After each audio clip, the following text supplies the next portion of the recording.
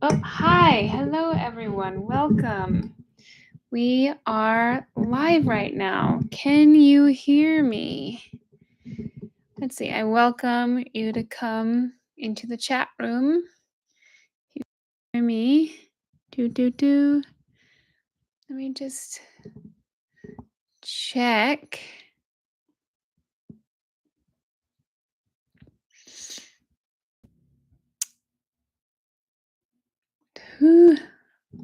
Hello.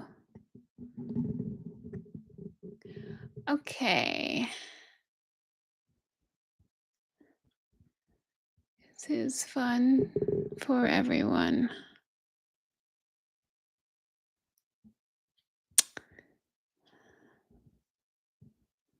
Well, I am going to assume that you can hear me. Okay, so welcome to Kinky Office Hours. This is the first Kinky Office Hours, and during this hour session, I'm basically going to answer questions of what what you want to know about kink therapy and um, fetishes, desires, all of these things. On my TikTok channel, I get hundreds of questions every single day of people asking about their childhoods, about their kinks, about their fetishes. And I thought, not everyone has the means or the opportunity to be able to work with me one on one. So I thought I would try to open it up to the masses so that more people could get the support they need. Because I don't know if you're aware, but this is a pretty stigmatized topic. So somebody's got to have complete and utter zero um, what do I want to say? Tact. I have very little tact. And yeah, so somebody's got to do it. So might as well be me. So, okay. One of the first questions, I did a little poll through my mailing list and I got a few questions. So I will share those with you. The first question is, I've got 4 questions. Okay. This question is from Brian from Kingsland, Georgia. How do you know if your actions are submissive or codependent? That is a great question. How do you know if your actions are submissive or codependent? Well, I would have to. Actually, this is a really great question that I'm glad we're getting into. A lot of folks identify as submissives. And so they're like, well, I'm just submissive. I just like giving over power. I'm just submissive. I don't like making decisions. I'm submissive. I like it when my decisions are made for me. And here's the difference is that I once made a TikTok that actually addressed this is that like you can have a backbone and still be submissive. My guess is just even by asking that question, my guess is that you're codependent. I'm gonna say it like it is. I'm a guess, Brian from Kingsland, you're codependent because the question is about pleasure. And the other thing is about the container.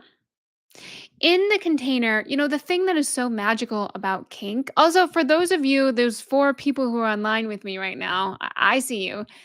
Please feel free to put your questions, thoughts, curiosities in the chat. I'd love to know that you're here, so I'm not talking into a void, but you know what? I could talk for a long time into a void. So that's what I'll just keep doing. Um, the thing about kink is that you have to set a scene. There is a negotiation, right? Whether you're in a lifestyle or whether you are just like having a 5-minute scene in the kitchen. There's some sort of consent. You are consenting to it. Okay. And so, like, submissive is not a personality type. It's not a personality type. But to be submissive in a container. So my question is for you is like, does Do your actions feel intentional? Does the submissiveness that you have feel intentional? Or are they um are they just your coping mechanisms to get through life because you constantly feel like a failure, or you constantly feel overwhelmed, or you constantly feel overstimulated? My guess is that you're in a very codependent relationship. And does that relationship bring you pleasure? It might bring you safety. It might bring you ease. It might bring you a lot of things, but does it bring you pleasure? That's the question that I have for you, Brian from Kingsland. Yeah. All right. I think I answered that one. Let's keep going because we got a lot. Well, by a lot, I mean we got four. Um, this is Sabine in Philly. Any kinksters with kids here? I have three girls in the preteen and teen phase, and they have no idea about my sex life. Is that best, or should I try to teach them? Ooh, great question, Sabine. Um, so I am a childless barren witch, personally. So don't want children, never have wanted children, but I have friends that have children. And my partner has children. So I want to talk out my butt. And you tell me if something lands with you or if something doesn't land with you. Just take what works, don't take what doesn't. I am a big fan of mm, supporting the sexual exploration of teenagers and of younger adults. I remember, and of course, teenagers and preteens um, are different than college students. But I remember the first time this is an antidote, but my mom pulled me aside and she sat me down, and I was like freshman, so I was like 18, and she said, I just want to make sure that you're masturbating. I want to make sure that you're masturbating because I want you to be able to give yourself pleasure. It's important that you know how your pleasure works in your own body, because you're never going to be able to tell anyone else how your body works if you don't know how your body works. And I remember being so, of course, it's me. So, of course, it would be like this. But I remember being so moved and so like, that is so sweet, mom. Like, thank you. Thank you for caring about me so much to share so vulnerably with me in this moment. And so this is what I'll say. I'm a big fan of being honest, but here's the thing. In that question, her attention was pointed at me, not at herself. So here's the thing. I talk like I say this a million times. I talk about masculine and feminine all of the time, like all of the time. So the masculine is conscious. This is a neo-tantric principle. The divine all human beings have both masculine and feminine in them. The divine masculine is our consciousness, it's our awareness, it's our containment, it's our master of time and space, it's our order. Our feminine is our feeling, it's our expression, it's our sensation. It's like it's singing, it's creative, it's feeling deeply. Like, the masculine and feminine need each other. The masculine without the feminine is an empty shell. The feminine without the masculine is chaos, like complete and utter chaos. So here's the thing is that when children are I got this from a teacher of mine, but children are, shout out to Justin Patrick Pearson, Lunge and Angel Winters, children are supernovas of the feminine. They are all feeling, they are all expression. And learning the masculine is their job, how to survive in the world. How does one survive in the world? Um, and so as parents, your job, what happens, I don't like these and they're not doing anything. They're just muffling the sound. Um, And so as parents, right when your children are born, both parents are shot into the masculine.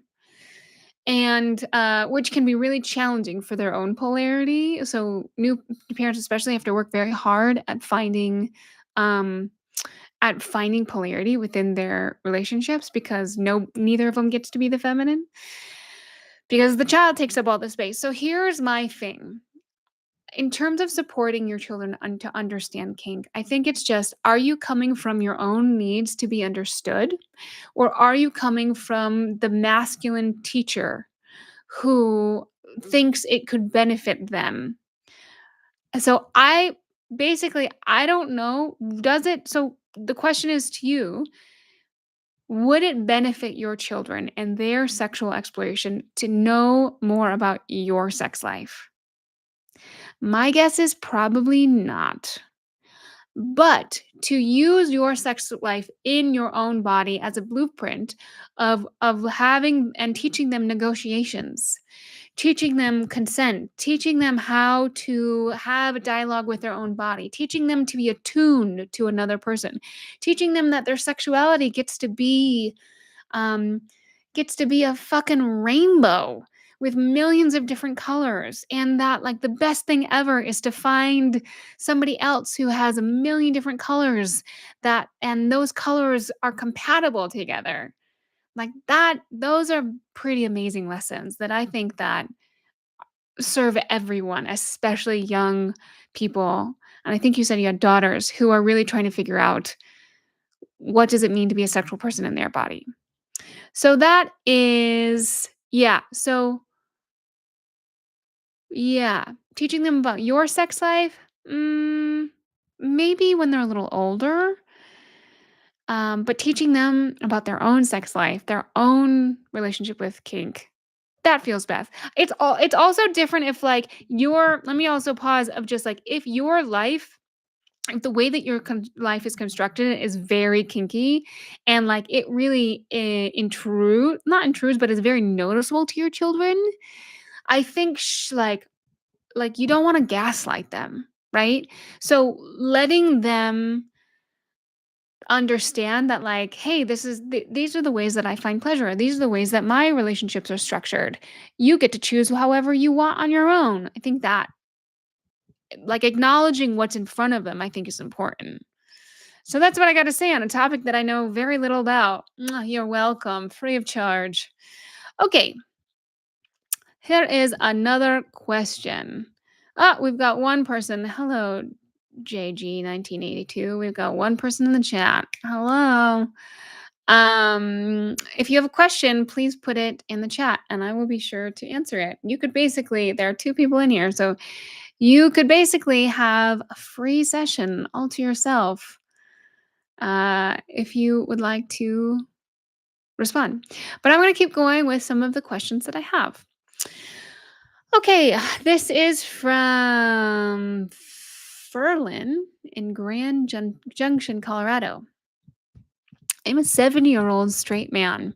Is it wrong or strange for me to desire much younger women? I'm not talking about children, mind you. 18 and legal is still pretty young, but as you know, maturity is not on a sliding scale.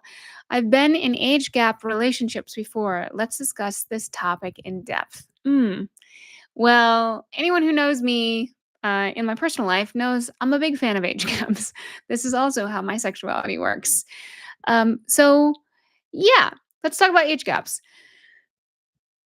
I am a big fan of age gaps hmm, because basically I'm a big fan of finding partners that balance you the fuck out.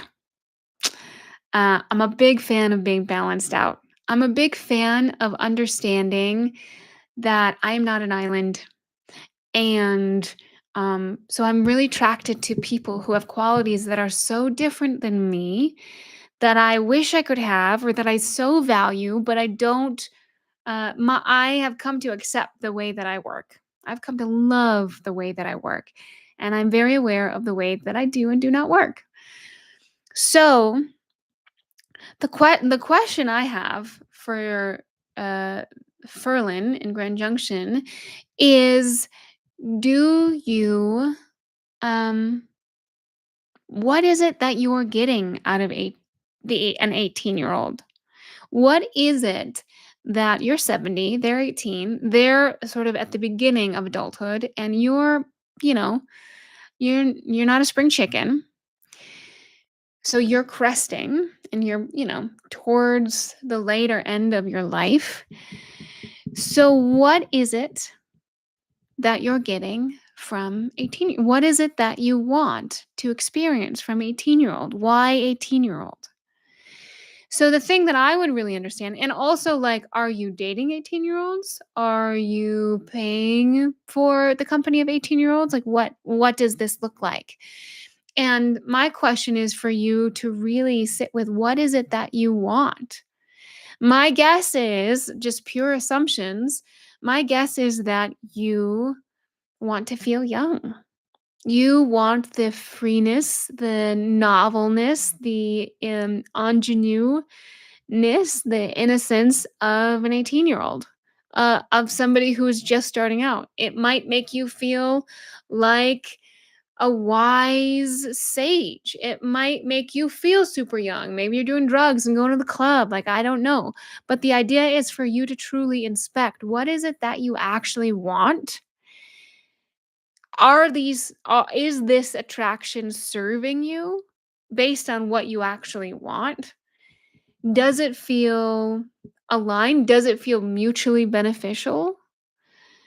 If it is something, and again, I don't have the voice of Ferlin with me right now, but if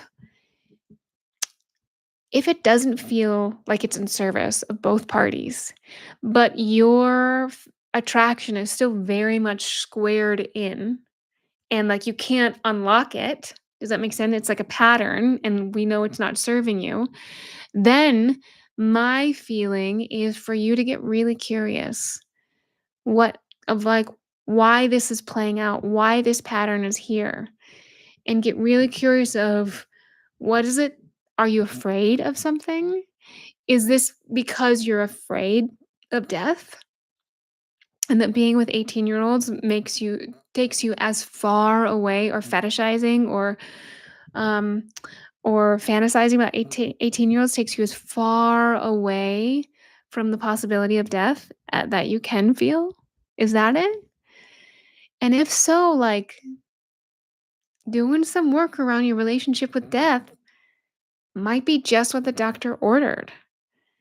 And again, like, this is my specialty, is using kink as places of healing. So working with somebody, or an 18-year or something, of like, what is the thing that you're most terrified of, and bring it into a scene with consent and support, and somebody who can be attuned to you, which I'm not quite sure an 18-year-old can.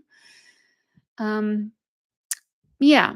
So that's what I would have to say about that. If it's serving you and the other party, then I'm like, "G go for it." If this is part of your journey, but just make sure that you're not avoiding, you're not numbing out, you're not trying to escape, because whatever you're trying to escape will come back and bite you in the ass, my friend, like, so fucking hard. Uh, and you just don't want that, because one day, you hopefully, knock on wood, you will be 90, and hopefully you'll be a healthy 90-year-old. But do the work now to confront whatever it is that's chasing you, if it's not aligned. If you're very intentional about it, and if it's like, yes, this is working for me, and yes, like, this is what I need to experience right now to move me to a different place, then go forth. But I also, like, are these women really attuned to you? Are you just serving them? Are you paying them? Are they just serving you? Or is this just a fetishization to escape? There's a lot of questions here. But that's generally, what I gotta say. What I gotta say about large age gaps. Um, Also, when you one last thing is that when you fetishize somebody, and it happens and you're not having real experiences with somebody, but um it's just in your fantasy, uh, it can really it can really keep you stuck. Does that make sense? It can really like make it hard to let any type of other relationship or love or play in because you're like, nope, they have to be 18. That's the thing that I like. And then that's going to interrupt your ability to play and your ability for intimacy and your ability to have real life experiences. So that's what I got to say. Okay. JG 1982 says creepy as hell. Okay. Let's talk about the word creepy in a second. I'm 43 and can see beauty in 18-year-olds, but definitely don't find anything sexy about them. They have to be late 20s or youngest or as youngest. Yes. Thank you, JG, for that comment. Okay, so let's talk about this. I think there is a huge stigma on really on age gaps. Huge stigma. And again, in the idea of creepy. So, what does this is a great lesson for folks. Creepy. All creepy means is it means there's a desire that is unowned.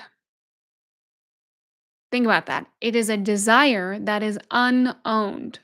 So if you think about somebody going up and like dancing with, like getting really close to somebody, and it can be man or it could be any gender, getting really close to and breathing on their neck and be like, and then like not asking them to dance if it's at a club, but just sort of like rubbing up on them and hoping the person's going to turn around and start dancing. Like, hi, my name's Shirley. What's your name? You are just rubbing on me. Right? They didn't say, hi, I would like to dance with you. Is that something that you would like? Different scenarios. One is unowned, the other is not. And so I would actually say just because there's an age gap doesn't make it creepy. It could be seen as kinky, which is and the definition of kinky just means it's alternative to the norm. But bitches, as we know, we're all kinky. Literally every single person is kinky. Because kinky is anything other than, right, two middle class, thin bodies that are using sex as procreation. They're married, they're white, again, not any other ethnicities. They're in the missionary position, in a bed, not doing anything for money, right? That's what normal sexual behavior is, according to. So we're all fucking kinky. If you have sex in a car, you're kinky. If you have sex with a person of color, you're kinky, right? Because who decided what is and was not kinky? A bunch of fucking white men at the beginning of the turn of the century. So would I call this creepy? It depends on this man's experience. It just depends on if his desire is owned or unowned. Because again, it could be like, I'm really attracted to young women. I'm 70s, and I'm trying to take ownership over that. That's not creepy. That's not creepy at all. That's part of his journey. And also just reiterating, don't yuck people's yum. No yucking of the yums. But I appreciate JGG 1982 because you're the only person who's chatting with me. So keep it coming. Okie dokie. Um, I have another question up here. This is from Butler, who in the UK. And the question is, how is kink shaped by religion? How is kink shaped by religion? Great question. So, I actually made a really fun TikTok about this today, which I uh, really love. Two little tiny baby men who are Jehovah Witnesses knocked on my door today. And it's the very first time ever that I've ever encountered a Jehovah Witness knocking on my door. So I was very surprised, especially because they were so little. They were just such little babies. And I was like, I don't subscribe to those values. Thank you for being here. Bye. And later I made a TikTok. I was like, they are going to grow up to be so fucking kinky. They are going to grow up to be so fucking kinky because this is how kink works. This is a good lesson. I'm gonna put this thing down. Why kink is awesome is because the thing, when kink is created when there's shame in our life. Any kink, any kink that you have is somewhere, somehow touching shame in your body, in your world. Somewhere, somehow touching shame. Okay. So what happens is there is something that has you're ashamed about, and especially in childhood. Generally, a lot of these kinks are formed in childhood, and you take this thing, and it could, like, it's like, for example, this happens, I hear this story quite a lot. So for example, um you are a man and you are taught that you have to be in control. A good man is in control. A good man is a provider. They're in control. Um yeah, they get shit done. They have a lot of expectations. You understand the story. So what happens then is that, oh, I must be in control. I must be in control, which means that to not, and there's like white knuckling that. So that means to not be in control is shameful. If all of their if all of their attention is being on control, that they're also saying I must not in control. So if they're not in control, right? Surrender. You see where I'm going here. All of a sudden, that starts to start like getting warped, and what it happens is like I must never not be in control, and so it, like, over the years, that pressure, it almost is like thousands of layers of coal built up. And that little thing of, oh God, surrendering is bad, like, oh, not being in control is bad. It like, and it could happen immediately or it could happen over a long time. It starts getting squashed down. And then it starts to become like this like little diamond under so much pressure. And what's so cool is that our body goes in without our consent. It just does it, which is why I love kink, is because it's just an automatic reaction of our bodies. Our bodies go in, and it like that little diamond becomes where our eros lives, where our sexuality and turn on lives, which is fucking amazing. It's like our body is a magician. It takes those things we're most scared of and makes them deeply, deeply pleasurable. And so, um, yeah, and so all of a sudden, the thing we find most pleasurable is the thing we're also terrified of, or where our trauma lives, or where shame and fear and all of these different things. And so when you have conditions, so it's like more about the conditions than anything else. When you have conditions that are stigmatized, especially hyper stigmatized or hyper shameful cultures that use a lot of shame. I don't know if you know, but America is a very shaming culture, especially around sexuality compared to other first world places.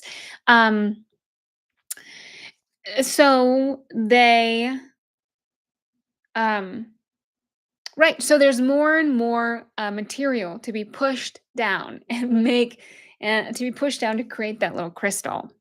Does that make sense? So that's why you find so many fucking kinky people, from people who grew up hyper religious, or fucking kinky people from people who live in a very like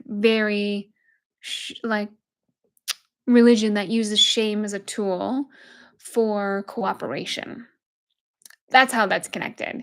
And it's back, I mean, just read. There's actually a great book that I'm in the middle of called Kinky History, by Esme something. She has a lot of really great YouTube videos too.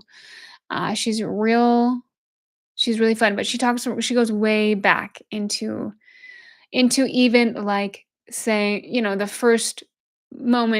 first doctrines where people say like sex is between a man and a woman, not between um, anything else. Hi, Timothy. Good to see you. Good to have you on here. Um, so that's kink in religion, why you see it. And that's also which is why we see such heinous acts in again super shaming cultures like Catholicism with priests, right? Like the amount of pressure, can you imagine on a priest of not being able to be a sexual human, which is just a normal human thing, and then saying like women are also it's Catholicism is a not the most friendly to women. And so there's a lot of stigma against women. Women are bad. And so it's in their bodies. Women are bad. I shouldn't be having sex. So, of course, again, the most shameful thing, their body starts eroticizing the things that are most shameful, which is what is the opposite of a woman? A little boy. You know what I mean? What is available here? Like it all makes sense when you play all the chips onto the table. And I've dug into a lot of people's psyches around this stuff. And it always lays out. And it always creates a beautiful yellow brick road into where the healing needs to go. And that's not to say the pathologizing. Wait, let me just I am not pathologizing this. I'm not saying that anything is wrong if it's consensual. I'm not saying that anything's wrong. I think that that's why kink is so beautiful is because it's a diamond. It's like a sparkly little internal flashlight that we can go in to remove the shame so we just get this pleasure. Because when you can remove the shame, that's when it brings the little diamond up back to the surface and you can talk about it with partners. When you have shame around your kinks, it makes it very hard to say, this is what I like, this is what I don't like. These are my boundaries. I love receiving this way. How do you like receiving? It doesn't become a playground. It becomes a fucking war zone because there's a war going on in your body because of your shame. So the best thing that you can do is go down and excavate the shame and start making peace with it. Okay, let's see. Kink is good, but never felt like I was good enough for a stable, healthy relationship. Maybe one day I could find that. Great. What I would have to say to that is this is from JG 1982. What I have to say to that is if you feel like you're not good enough for a stable, healthy relationship, my love, you're not going to find a stable, healthy relationship. It's kind of something that you gotta work on for yourself. Um, Although I am a big fan of saying that true healing happens ca is happens in relationship. A lot of true healing can happen in relationship. So I believe that, but also it has to be a constant thing that you're working on because if you show up to a relationship, and this is this question about the codependence too. If you show up to a relationship and you're like, I feel like a failure, please just take the weight of this away from me. What you're asking for is for a codependent relationship. What you're asking for is a relationship that is predicated on pain. I really like this quote any relationship that begins in pain will end in pain because you can't really see each other because you're basically each other's doctor and nurses or you're but in like a way that doesn't breed intimacy. It might because there's a difference between real intimacy and trauma bonding. And so if you have so much trauma in your body that you cannot be with, like you end up creating relationships that are based on trauma bonding and those get into pretty unhealthy patterns. And so the best thing that you can do is work with psilocybin, work with MDMA, find a psilocybin guide, work with sacred medicine, do the work, therapy, do like intentional kink, but you have to be able to start opening up yourself so that you can be vulnerably seen, so somebody can vulnerably see you. And not in a way that's like, "Please help me, please help me." You have to be able to I say this all the time, I'm a big fucking fan of this phrase by John Wineland, who's a teacher of mine, who says, "Strong spine, open heart." It's your job to find your own strong spine, my loves. Without a strong spine, it's hard to be in relationship. You just even need half of a spine. You gotta give something. It's hard to be in a relationship because you're gonna constantly be fawning or constantly be grasping. And you don't want that. You want two strong spines who then can choose each other. Does that make sense? So if you believe you're not good, you're not if you believe that you are not good enough for a stable, healthy relationship, number one, also read the book Existential Kink. God damn it. Everyone, read the book Existential Kink. It is so life changing. Basically, what it says is there's part of you that it loves not being good enough for a healthy relationship.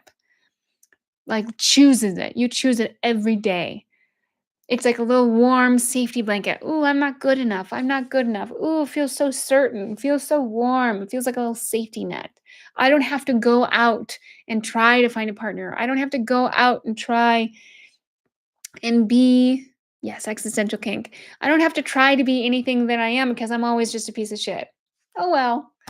Um, so yeah, there's part of you that likes that being good enough. I know it sucks, but it's true. Okay. Um, so he says, that's my hang up. I do like kink. What goes on behind closed doors is nothing to be ashamed of.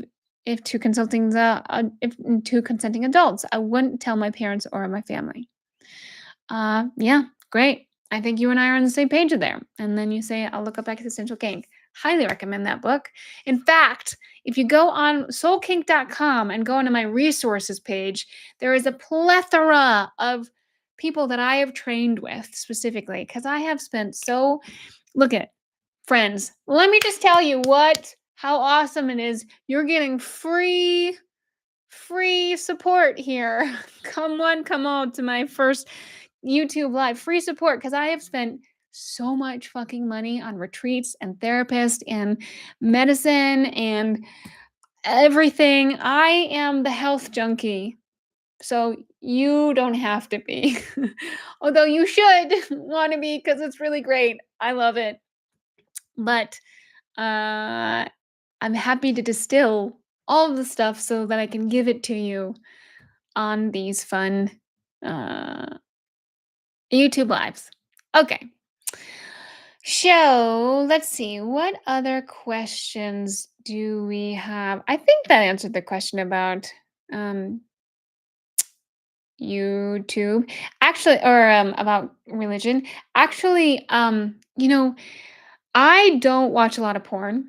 I haven't watched porn in a really long time. And um, I was on TikTok the other day and scrolled, and this video came up, which shocked the shit out of me. It was a woman in a little thong, and she was in like a playroom, like a little kid playroom, and it looked like a preschool or whatever. And you couldn't see her face, but she was like on the ground, and she would basically like slowly got down, and her ass was like totally in the camera's face. And I was, like, shocked and stunned, and it was a really interesting experience because I don't have this experience very often, where I was like, "This is kinky as fuck," and it feels so wrong, and I'm also turned I'm, like, weirdly turned on, um, and yeah, definitely got aroused, and what was so cool about it was um, it was one of these moments where my body had an experience that my mind was still trying to catch up on. Because my mind was like, "Is this okay? Is this legal? Are we allowed? What's happening here?" And my body was like, "Oh my fucking," right? That's what's so cool about kink is there these smoke signals that we don't get to decide. Our body and our experience gets to decide. And any time where our body we can follow our body and we can listen to our body and love our body. It's easier said than done. I fucking get it. I just threw a fucking tantrum this morning because I didn't sleep well last night. And I was like, I hate you, body. Because I was out of consent with my body. But anytime we can be like, but specifically the idea that our bodies just give us pleasure, whether or not we consent to it, I'm just like, oh, here's a little pleasure for you that you didn't know was possible. Uh I'm a big fan of that. I'm a big fan of that, which is why I think Kink is really just the best. And I'm also saying this as somebody who okay, I'm gonna confess something to you right now. Are you ready? Sometimes I worry that I'm not kinky enough to be doing the work that I do.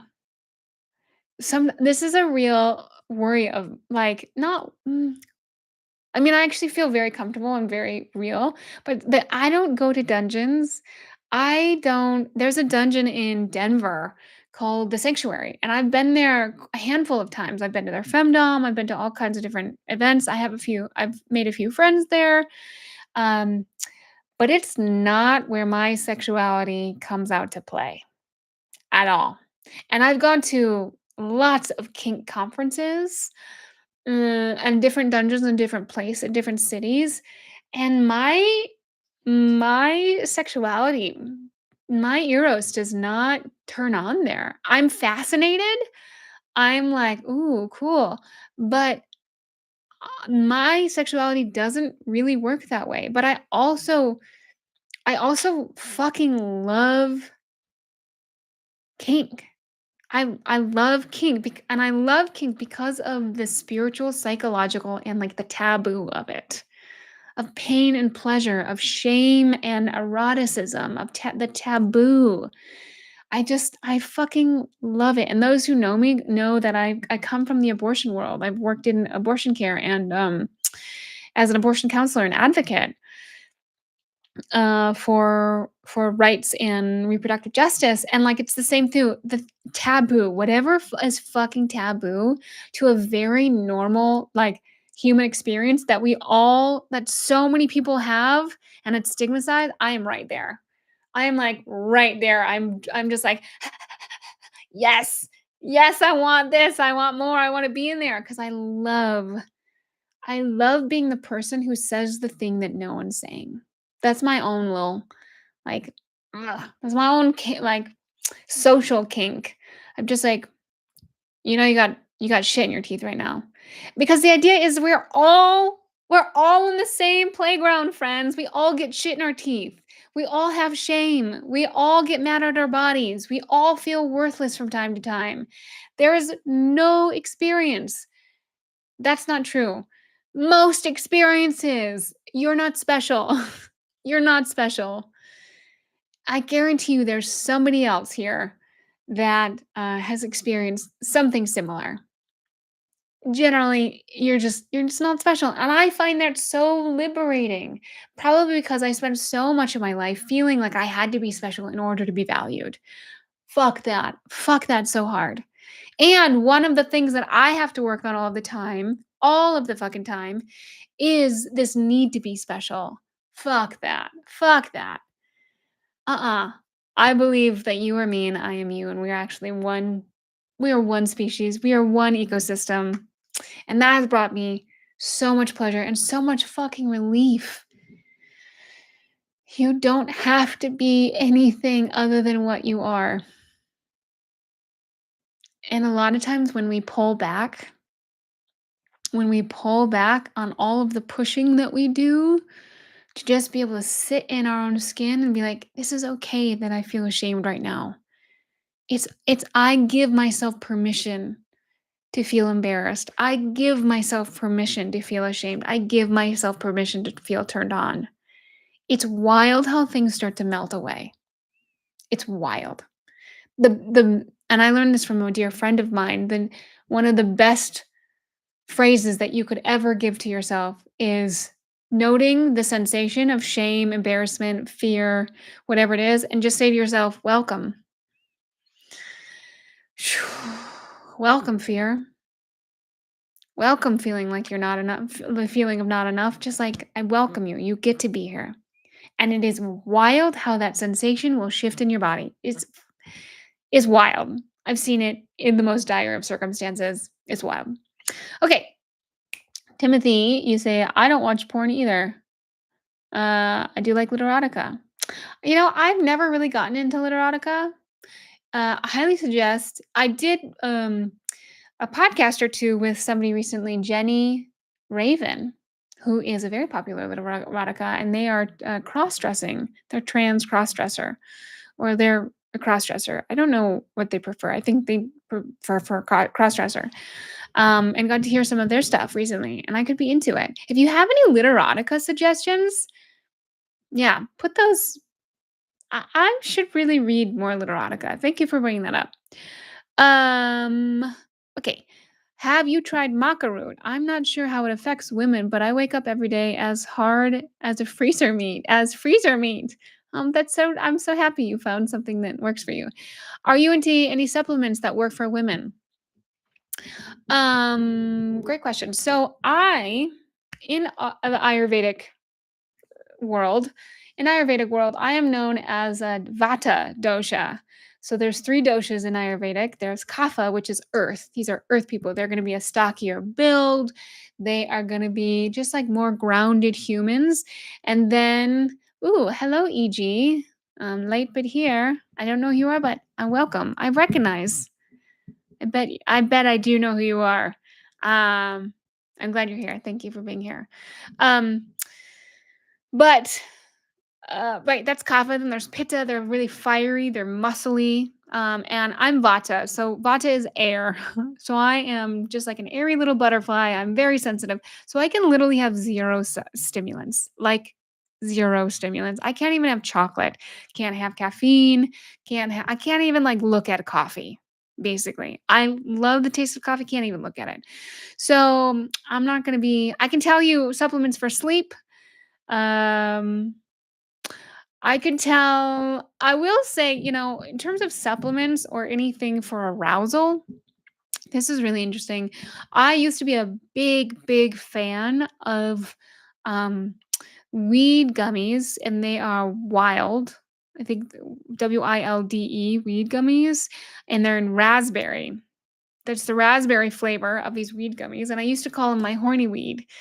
And whenever I used to go on a date, I would like pop a little bit of this, like, again, I'm sensitive, so like 2.5 milligrams of this weed, and it would like turn me on. I got a lot of action via these weed gummies in my 20s.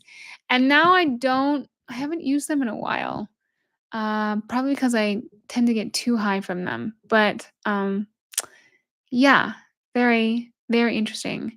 I am also down to try more supplements, to be honest. I'm so sensitive. Okay, who's got some more questions for me? Like, let's get into more questions. JG, EG, Timothy, you got any questions? It's fun that we have three people. Well, no, we don't. We're back to two people. But um, if you have any questions, otherwise, I'm gonna go on my TikTok. If I can find my TikTok. And I am going, because we got 12 minutes left. I am going to. No, we have. Was I that late? I don't know. Anyway, we have 9 minutes left. But on TikTok, there are billions of questions everywhere. Let's go to this part of you is a gift. Let's see.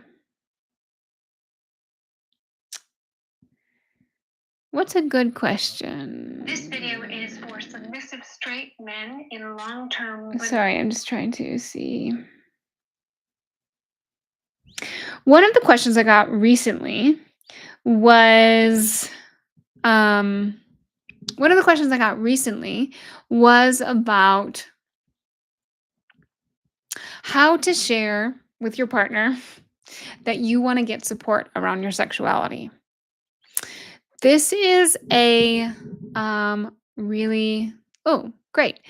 Sure. Any advice for my wife/mommy and I? We are somewhat new to our submissive, sissy, dominant wife dynamic. Sorry for the late question. No, all good. Thanks for asking a question. Well, what kind of advice? That's a pretty. Which is what you get. You got to be more specific there, EG. Like, what kind of advice are you looking for? Do I have advice? Probably, but you gotta hone in a little bit more on what that looks like for you. But I'm gonna continue to ask that question, and I'm going to share a little bit more. Yes, it is a fair point. But also congratulations on your new dynamic. That's awesome. Also, like, I think a lot of people would love that dynamic. But the fact that you're able to find it sounds like, and especially in if you're new and you're married, that means you recently found it, which is pretty wonderful. It's been pretty amazing. That sounds awesome. It sounds also really hot. I also let's talk about okay. Yeah, it was 17 years in. That's awesome. That's so cool. That's such a success story because a lot of folks come to me and they're 17 years in and they're like, we have sex every 3 months or we have one sex, you know what I mean? We have sex a couple times a year. And a lot of the work that I do with them is like, first of all, getting them to acknowledge what actually turns them on, which is hard. And then being able to start defining how what they do and do not like with their body. And I use the wheel of consent for this a lot. If you're not familiar with the wheel of consent, I highly recommend you go check it out. Also on my resource page at soulkink.com. It's one of the best tools that you can do with a partner or even for yourself to start to understand what it is you like, how you like to be touched, and how you don't like to be touched, and what is pleasurable from you. And it's just a really beautiful baseline that you can work off of from that. And then there's this really great game called the 3 minute game that you can do from that. So again, that is it. Actually, that video is also in my course, Meet Your Inner Dom, which is for free also on my website, soulking.com. So, um,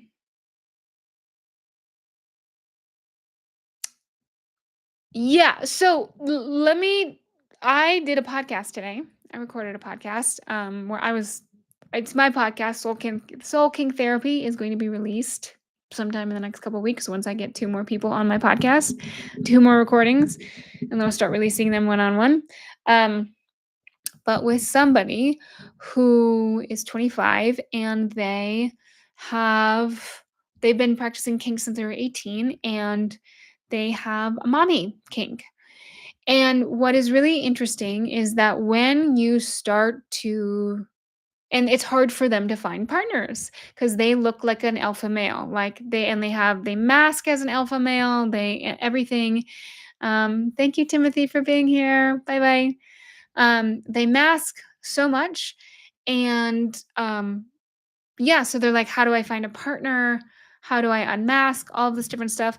So what we end up discovering, I'll give you a spoiler alert, is that he grew up in a very controlling household. And so all of his needs were taken care of, basically. I mean, it was a very hyper vigilant household, but basically his parents didn't allow him to develop his own spine, to develop his own sense of confidence, his own sense of knowing who he was. And therefore his kink, again, that little crystal in the bottom of that shame thing was he was ashamed of how much he really loves being taken care of because it's opposite of what he's told who he has to be as a man.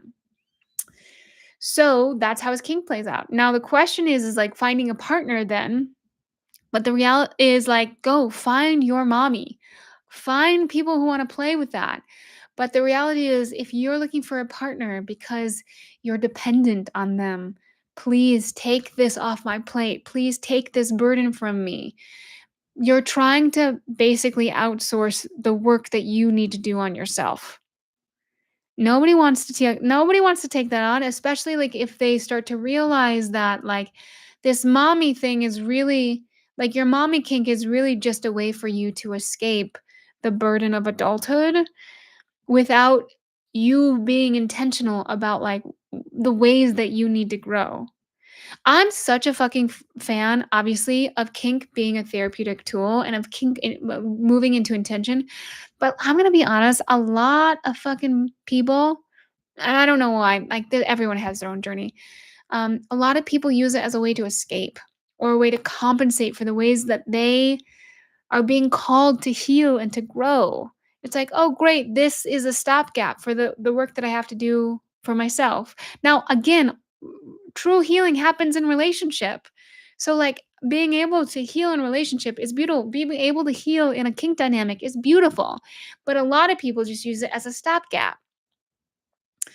Um, so that's just like one thing about about these dynamics of recognizing what is yours to actually work on and what is yours to bring to the relationship of like I have like the shame is gone. Like the shame is gone, which means because I've done so much work and I have a spine and I can hold myself. But like I bring this to you with such a gift, as such a pleasure. Let's find pleasure together. Let's explore together. Let's find what turns you on. Let's find what turns me on. And what's really interesting is even if you don't have shame around it anymore, that thing that you once had so much shame around can be the thing that sets you off still. Cause it's like you remember the experience of shame. I'll leave you with this last thought. It's a it's the erotic equation by Jack Morin. Oh God, is his name Jack? His name might be John or James or one very Anglo-Saxon J name. Anyway, he's a famous psychologist. And he has the erotic equation, which is attraction plus obstacle equals desire. You don't desire the thing you already have. Desire is a longing, it's an aching. And so, what's so cool, kink is basically the deep dive into how human eroticism works because kink is all about obstacle. It's because it's all about taboo. It's all about shame. And so I just want to say congratulations to all of these people who showed up here, all the people who are going to watch this, all the people who are really in this work because kink is the answer. It is the way that we can alchemize. It is the way that we can follow, like alchemize our shame, which is the way that we can follow our bodies. It's the way that we can have a really fucking great fucking time. That's it for my very first kinky office hours. I will be here on here next Tuesday at 4 p.m. Mountain Time. Same time every week. Send in your questions. I'll send out another email. If you're not on my email list, check out soulkink.com. Sign up for my email list. And I will send out another questionnaire for you to put your questions in. I would love you to have more and more questions. Tell your friends, even though I'm pretty sure people don't give referrals in the kink world, which is annoying because other coaches and other therapists can get referrals, and none of you bitches giving me any referrals. Okay. Bye, sweeties. Thank you so much for tuning in. Thanks for the ones who engaged. Bye.